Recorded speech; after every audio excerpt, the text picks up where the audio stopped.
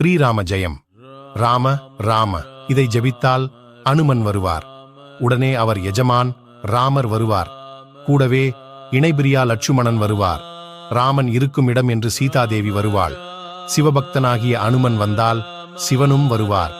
சிவன் வந்தால் பார்வதியும் வருவாள். பார்வதி வந்தால் அவள் குழந்தைகள் விநாயகர், முருகன் வருவார்கள். இத காண பூலோக சஞ்சாரி நாரதர் வருவார். நாரதர் வந்தால் பிரம்மா வருவார். பிரம்மாவை தொடர்ந்து சரஸ்வதி வருவாள். இதை கண்டு மகிழ தேவாதி தேவர்களும் வருவார்கள். தேவாதி தேவர்கள் வந்தால் அவர்கள் பிருந்தாவனத்தில் நிதம் பூஜிக்கும் கிருஷ்ணன் வருவான். கூடவே பலராமன் வருவான். கிருஷ்ணர் நிழலாக ருக்மணியும் வருவாள். எல்லோரும் வந்தபின் வைகுண்டத்தில் ஸ்ரீமன் நாராயணன் தனியாக இருக்க பிடிக்காமல் அவரும் வருவார். பார்த்தீர்களா? இதுதான் ராமநாமத்தின் மகிமை.